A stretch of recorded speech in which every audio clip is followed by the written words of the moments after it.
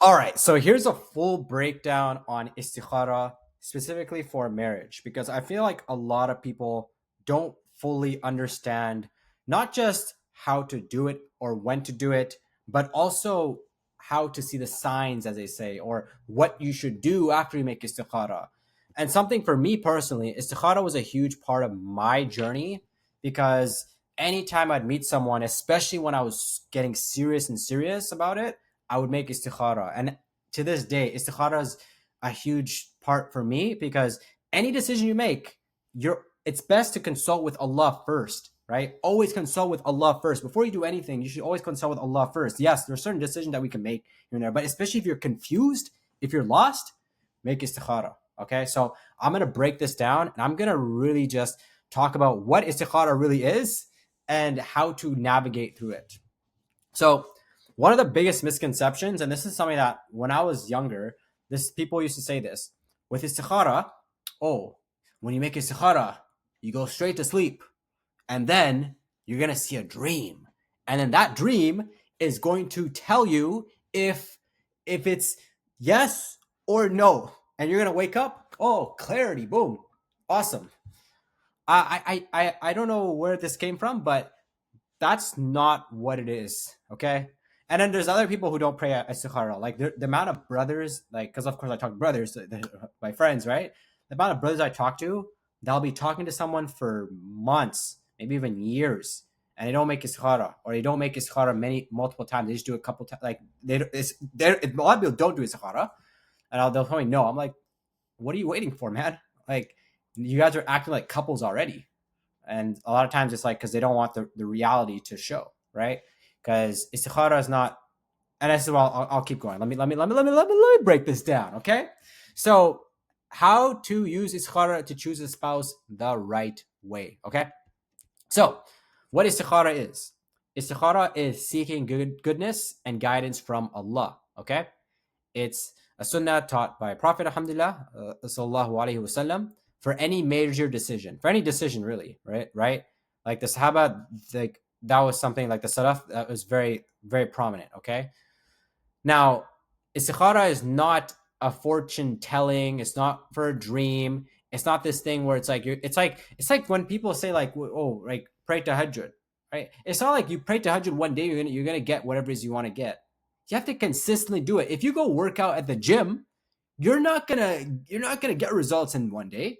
Yeah, you're gonna see a pump, right? But that pump is gonna go away. So this is something to understand, really. Like it's something to truly understand. Okay. Now, people say it, oh, like I'll see their face in a dream. I only pray it once, right? I only need to pray once, or I'll feel 100% certainty. Istikhara is meant to be guidance. So when you make istikhara, you take your action, whatever it is you're going to do. And I'm going to talk about that later, how to actually take the action after. You take the action, and then what you do is you go after you do istikhara, you go seek the answers, right? And I'll talk about this later. Okay, so this is something that's super important. It's not just, oh, I'm in istikhara, okay, now I can just live my life. No. Tire camel, trust in Allah. Tire camel, trust in Allah. Tire camel, trust in Allah.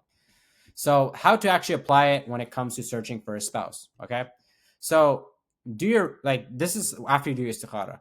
So do your research, right? Meet in a halal way. Ask real questions, not questions like, what are your hobbies? Yeah, ask those questions. Like, you can still ask those questions to kind of break the ice. But after that, you want to make sure that you're actually asking legitimate questions. And I actually have a 25 questions that you can ask a potential spouse. So if you'd like to check that out, it's linked down below. Anyway, that's off topic. But involve the family as well, right? You have to. What happens is sometimes we do istikhara, but we don't go look for the answers, right? So you have to involve the family. Take the action. Tie your camel.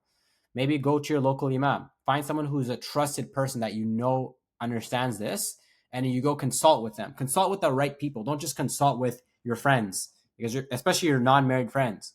They're just going to give you ideas based on their perspective. It's like asking someone how to get in shape when they've never been in shape, right? Maybe you could ask them, if someone who's really out of shape, like you can ask them what their routine is, so you can do the opposite. That's one thing you could do.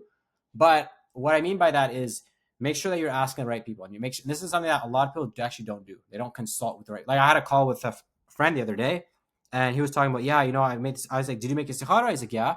I'm like, okay, well, do it again, but find someone who you can consult with. So find someone who you can trust, right?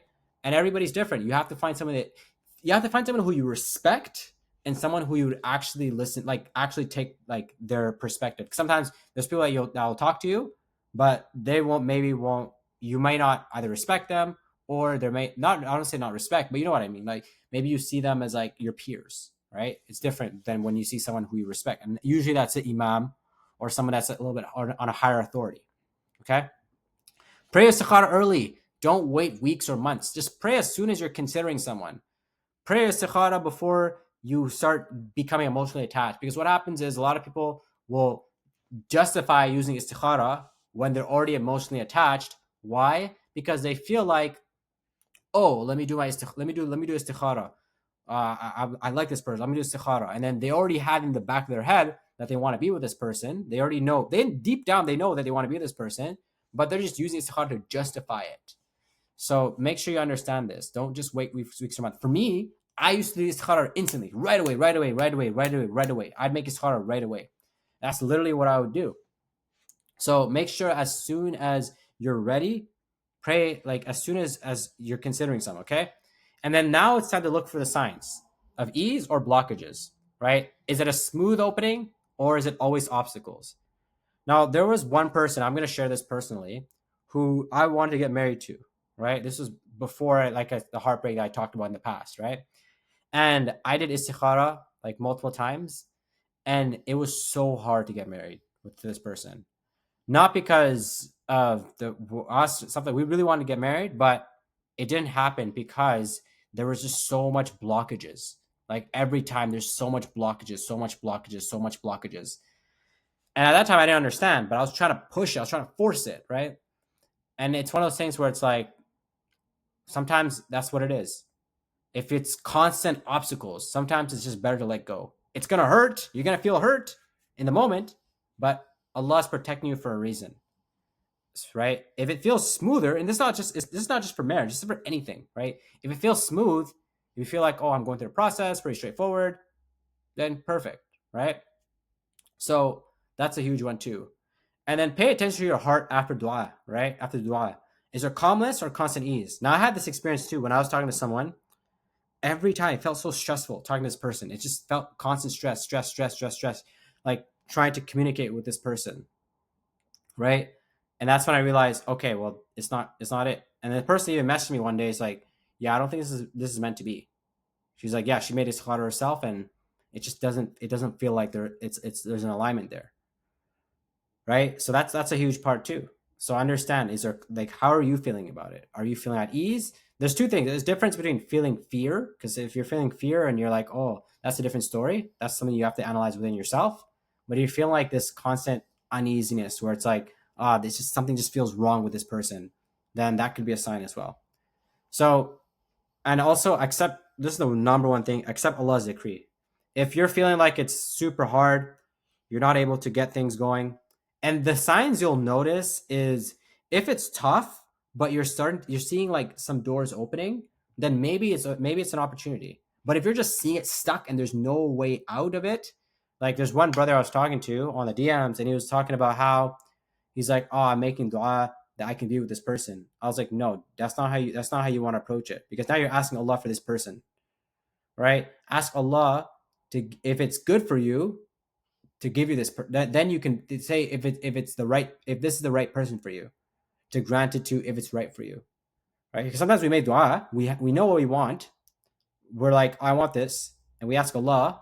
It's like if you're a child, you're going to a grocery store, and then you don't get it, and you're like, oh, you're crying, this and that. But maybe the reason why is because candy's not good for you, right? Maybe it's just not that time, right? It's not good for your teeth. So it's the exact same thing. Sometimes we will ask Allah for something, we want it, and it's good. Ask Allah for your top goals, but especially with something like this, ask Allah if it's good for you. Then that means whether it's good, whether it's not good for you, you can accept it. And this is where you need to accept Allah's decree, because the first person you talk to may not be the person you marry, right? you made that, it's just that's a reality. I think sometimes we get clouded in this thing where, especially if you're younger, you feel like that person is the perfect person. You start to look at this person as the perfect person, right? As you get older, I feel like it does change, and you start to actually look at people as human beings, not just like angels. But that's a huge one. Okay, so again, like I said, for me, every time I met someone, especially at this point from those 5 years, I would always make istikhara. Doesn't matter who it was. I would anytime, even if it's like a slight bit of potential, istikhara right away.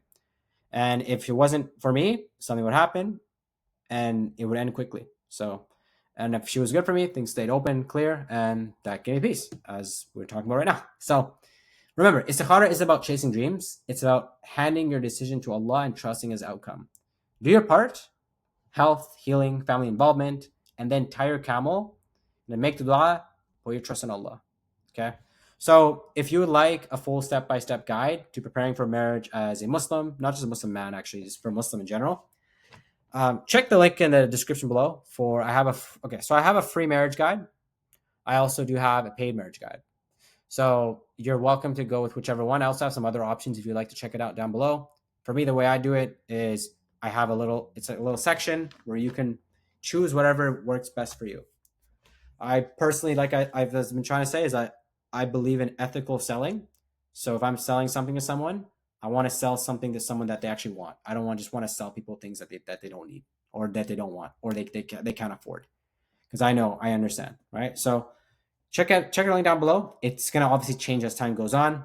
I'll open up a mentorship eventually. I do have like some coaching sessions as of now, but the link down below has everything you need to know. And inshallah, if you have any questions, message me on Instagram. And yeah, I hope this was beneficial. I hope this helped. And inshallah, we'll talk soon. Assalamu alaikum.